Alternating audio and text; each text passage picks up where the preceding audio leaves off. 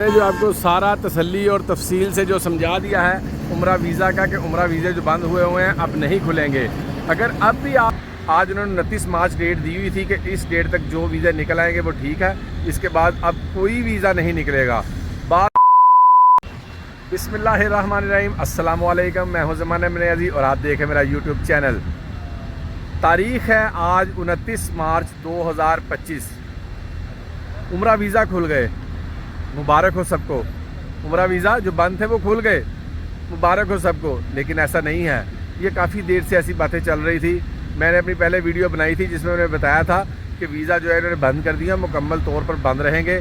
और जो कहा जा रहा है कि ईद के बाद खुल जाएंगे वो भी नहीं खुलेंगे। तो वही बात है कि आज 29 मार्च डेड लाइन थी। आज तक अगर जो कोई वीज़े लगने थे, मिसाल के तौर पर और रेशो ये चल रही थी कि अगर आप 100 वीज़ा अप्लाई कर रहे हैं तो उसमें सिर्फ 1 या 2 या 3 निकल रहे थे बस। यानी 1000 वीज़ा अप्लाई किया तो तकरीबन 10, 15, 20 निकलेंगे। आज उन्होंने 29 मार्च डेट दी हुई थी कि इस डेट तक जो वीज़े निकल आएंगे वो ठीक है, इसके बाद अब कोई वीज़ा नहीं निकलेगा। बाज़ जो है चैनल्स पर बहुत ज़्यादा ये मनगढ़ंत बातें चलती रही हैं कि जी ईद के बाद वीज़ा खुल जाएगा, ईद वाले दिन वीज़े खुल जाएंगे, ईद के बाद वो ऐसे हो जाएगा, वैसे होएगा, रेल पहले हो जाएगी, चहल पहल हो जाएगी। ऐसा कुछ भी नहीं है। मैं आपको अपनी पहली भी वीडियो में बता चुका था कि ये वीज़े बहुत मुश्किल है, क्योंकि अगर ये वीज़े खोलेंगे तो फिर इनको बंद करने का कोई फ़ायदा नहीं। क्योंकि अगर खोलेंगे तो जितना रश रुका हुआ वो सारा रश आ जाएगा और फिर उसी तरह रश हो जाएगा और हज के से पहले जो उनका इंतज़ाम कर रहे होते हैं उनको टाइम नहीं मिलेगा। दरअसल ये बंद इसलिए किए गए थे कि यहाँ पर रश ना हो और हज के लिए जो वो इंतज़ाम मुकम्मल किए जा सकें।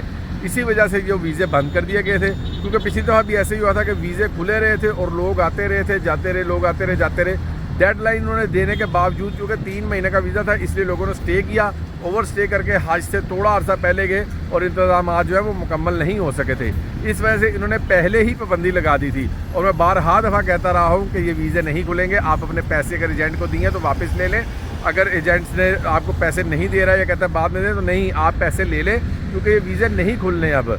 और एयरलाइंस भी ये है, उनको भी बड़ा नुकसान हुआ है, वो खाली आ रहे थे और इधर से भर के जा रहे थे। इस तरह एजेंट साहबान को भी काफ़ी नुकसान हुआ है, जिन्होंने टिकट्स वगैरह उठाई हुई थी उनको भी बहुत नुकसान हुआ है। अभी मौजूद हूँ मैं कागिया के इलाका में।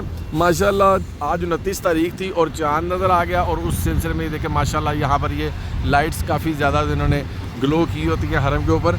अभी ये पहले चमक रही थी और रश भी बहुत ज़्यादा हरम के अंदर वाली साइड पे हुआ है। अंदर बहुत ज़्यादा रश है। ये देखें यहाँ से आपको सारी ट्रैफिक जो है ब्लॉक नज़र आ रही है। और ये बसेस या टैक्सीज़ जो भी हैं ये यहाँ पर आकर जो है ये इधर उतारी जा रहे हैं और यहाँ से जो आगे हरम की तरफ पैदल जाना पड़ रहा है। क्योंकि सुबह माशाल्लाह ईद है, तो ईद के लिए जिसने भी जाना है वो यहाँ से पैदल जा रहे हैं। वैसे जैसे आपको सारा ये बताया है कि अब ये कोशिश ये है कि ईद के बाद लोगों की ये कयास रही हैं कि ईद के बाद जो है वो वीज़े खुल जाएंगे। लेकिन ऐसा कुछ भी नहीं होगा। वीज़े ईद के बाद भी नहीं खोलने, क्योंकि अगर ये ईद के बाद वीज़े खोलेंगे तो फिर इनको पहले बंद करने का कोई फ़ायदा नहीं होगा। अगर ईद के बाद वीज़े खोलेंगे तो जितने लोग रुके हुए थे वो खचाखच फिर यहाँ पर आना शुरू हो जाएंगे। और जब वो आएंगे तो फिर उसी तरह वही निज़ाम हो जाएगा कि जो हज के लिए तैयारियाँ या इंतज़ाम करने थे वो मुकम्मल नहीं हो सकेंगे।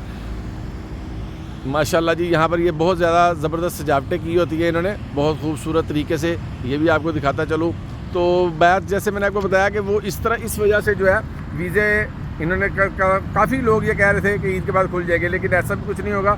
अब जो वीज़े हैं वो ओपन होंगे इंशाल्लाह हज 2025 के बाद ही।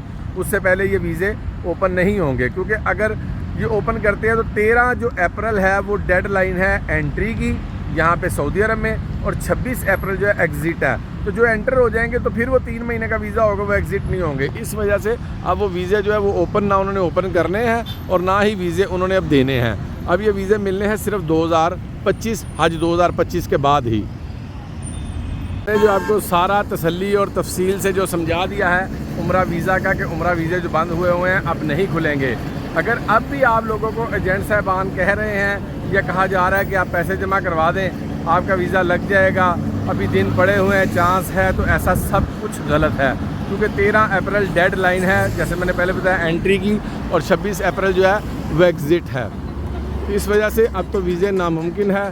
तो आप अपने जो पैसे हैं अब उनको संभाल के रखें और जैसे ही इंशाल्लाह हज के बाद वीज़े ओपन हो तब आप अप्लाई करें, ताकि आप हज के बाद जब 2025 के बाद आएँ फिर उस वक्त सुकून भी हो, होटल भी मैसर हो, ट्रांसपोर्ट भी मुयसर हों और इस तरह रश और इस चीज़ों से बचा जा सके, क्योंकि अब तो वीज़े ओपन होने नहीं, जैसे मैं बार बार आपको बता रहा हूँ। इसलिए अब आप अपने पैसे जो है किसी भी एजेंट को ना दें और पैसे अपने पास महफूज करें। और हज 2025 के बाद मुहर्रम में जो है स्टार्ट हो जाएगा, मुहर्रम में आप अप्लाई करें और यहाँ पर आकर जो अपने फ़राइज़ जो हैं हज उम्रा के वो खुश सलूबी से उनको अंजाम दे।